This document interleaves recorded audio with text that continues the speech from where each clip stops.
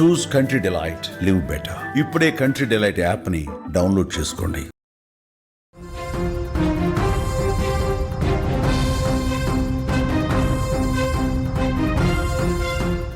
అమెరికాలో జరిగిన రోడ్డు ప్రమాదంలో 2 తెలుగు యువతులు మృతి చెందడంతో తెలంగాణలో వాళ్ళ సొంత గ్రామంలో విషాద ఛాయలు అలుముకున్నాయి. తెలంగాణలో మహబూబాద్ జిల్లా గార్లకు చెందిన పులఖండం మేఘన, ముల్కనూరుకు చెందిన కడియాల భావన అమెరికాలో జరిగిన రోడ్డు ప్రమాదంలో మృతి చెందారు. వారి మరణ వార్త విన్న తల్లిదండ్రులు గుండెలు పగిలేలా రోధిస్తున్నారు. మేఘన మృతి వార్త విన్న తల్లిదండ్రులు కుంగిపోయారు. తమ ఆశలన్నీ మేఘనపైనే పెట్టుకున్నామని, ఇప్పుడు ఎవరి కోసం బతకాలి దేవుడా అంటూ ఆ తల్లిదండ్రులు విలపిస్తున్న తీరు కలిచివేస్తోంది. 3 ఏళ్ల క్రితం ఎంఎస్ చదవటానికి వెళ్ళిన మేఘన చదువు పూర్తయింది.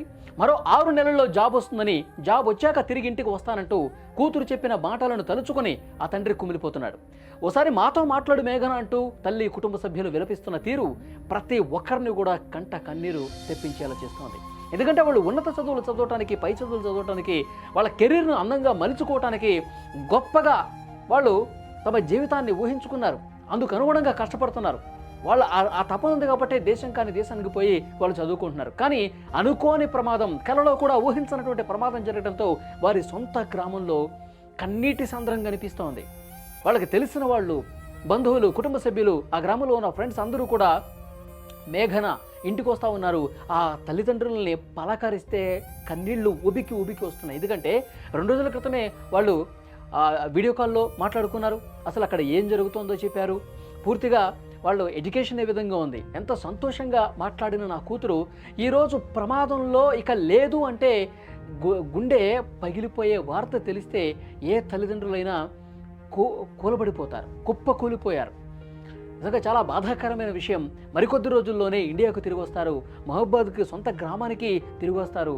వచ్చిన తర్వాత కుటుంబ సభ్యులతో సంతోషంగా సరదాగా గడుపుదాం అనుకున్నటువంటి మేఘన ఉన్నట్టుండి వాళ్ళు ఒక పిక్నిక్కి వెళ్తే అక్కడ ఒక లోయలో కారు పడిపోయినటువంటి పరిస్థితుల్లో ఆన్ ది స్పాట్ ఈ ప్రమాదంలో మేఘన చనిపోయింది.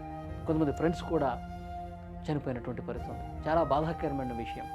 ఎందుకంటే ఆ కుటుంబంలో అల్లారు ముద్దుగా పెంచుకున్నటువంటి కూతురు తన కోరిక మేరకు తను చదువుకుంటానంటే పై చదువుల కోసం అమెరికాకి పంపిస్తే అక్కడ కాలిఫోర్నియాలో ఇంత ఘోరం జరిగిపోతుందా, మా బిడ్డ మమ్మల్ని వదిలేసి వెళ్ళిపోయిందా, తను గతంలో మాట్లాడినటువంటి మాటలు, వీడియో కాల్లో మాట్లాడుకున్నటువంటి అవన్నీ గుర్తుకు తెచ్చుకుని చాలా అంటే చాలా బాధగా వాళ్ళందరూ కూడా రోధిస్తున్నటువంటి పరిస్థితి ఉంది.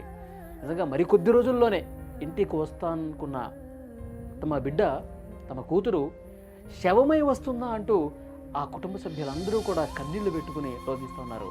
చాలా బాధాకరమైన విషయం. ఒక్కసారి స్క్రీన్ మీద మీరు చూస్తూ ఉన్నారు తల్లిదండ్రులు ఎంత బాధకు గురవుతున్నారు. వాళ్ళు మంచిగా చదువుకొని ఉన్నతంగా వాళ్ళు చదువుకొని మంచి ఉద్యోగం సంపాదించి తర్వాత ఒక అయ్యే చేతిలో పెట్టి మా బాధ్యత మేము తీర్చుకుందాం అనుకునే లోపే దేవుడు ఇంత అన్యాయం చేశాడా మాకు అంటూ ఆ కుటుంబ సభ్యులందరూ కూడా ఏ విధంగా బాధపడుతున్నారు చూడండి. మేఘనకు సంబంధించిన ఫ్రెండ్స్ కావచ్చు, ఇరుగు పొరుగు వాళ్ళు, ఆ కుటుంబ సభ్యులు, మిగతా బంధువులు, ఊళ్ళో ఉన్న స్థానికులు అందరూ కూడా ఆ కుటుంబాన్ని ఓదార్చడం ఎవరితరం కావట్లేదండి. నిజంగా ఆ తల్లి ఎంత బాధపడుతుందో చూడండి.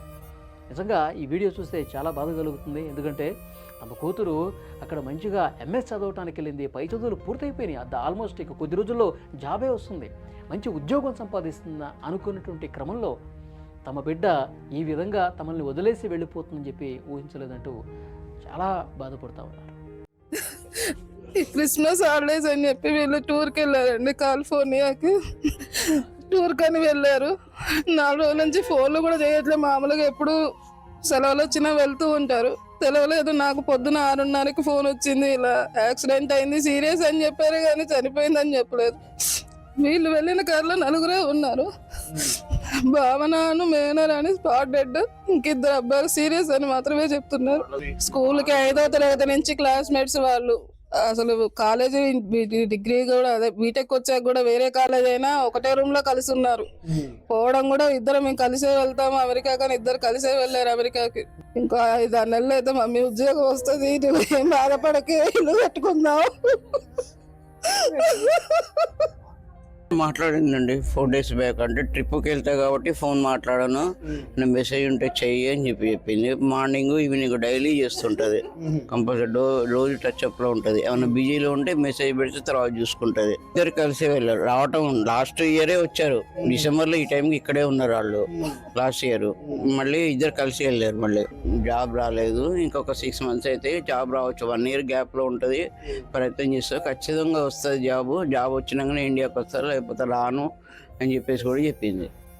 ఎట్లా ఈ పొద్దున 7 తెలిసింది. అట్లా మేము అసలు షాక్ అయినాం. కాదు ఎవరిని చూసి ఎవరు అనుకుంటున్నారో, లేకపోతే జస్ట్ దెబ్బలు తగిలినేమో అనుకున్నాం, కానీ అసలు రాకుండా పోతుంది.